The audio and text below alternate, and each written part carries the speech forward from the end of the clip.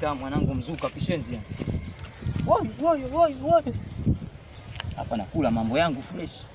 Amna sijui afande sijui nani poti. Timu. Kumetulia kabisa huko. Kula vyombo vyangu safi kabisa, yani hamna mtu wote kunifuatilia. Mna afande wote. Sikitaka ukiingia huko mwanangu afande huyo. Yana mwanangu nikimbia kama misili ya nini Kilimalasoni mwanangu. Nani tena naye anazingua mwanangu. Wewe.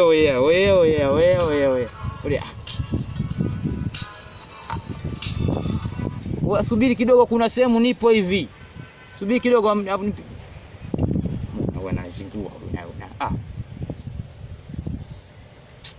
Kifika kwa Madiba pale mwanangu fresh tu. Shangaa nchi hapa hivi.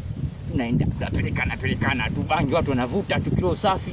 Watu wamezinisha, watu wanagonga kila kambi. Popote pale anapiga. Shangaa huko tunakimbizana tu anytime bwana.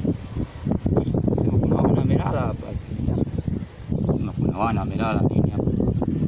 Kina nyama fresh. Maisha nasonga. Madiba kule watu wanapiga, mimi nashangaa sana. Sasa wapi hizo? Tulia. Hebu tulia.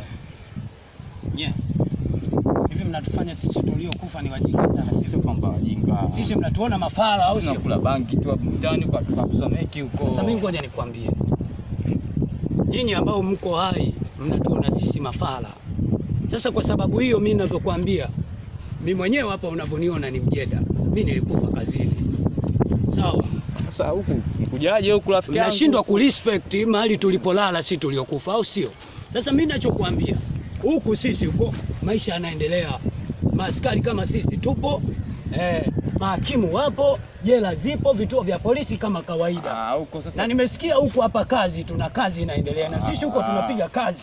Tunamsupport rais wa huku anayewasimamia nyinyi. Hamna afande. Sasa sikiliza. Afande. Mimi ninachokuambia ni fresh tu. Leo utaenda kufungwa kituo cha polisi kidogo huko ambako sisi tunaishi. Alafu kesho kutwa utamkia huko jela. Sawa? Sasa mwenyewe yani. Wewe huwezi kunikimbia ninavyokuambia. Mwenyewe. Lala juu ya kaburi tuondoke. Lala juu ya kaburi hapo. Lala juu ya kaburi. Lala chali. Lala chali. Lakini unevu nakwambia lala chali.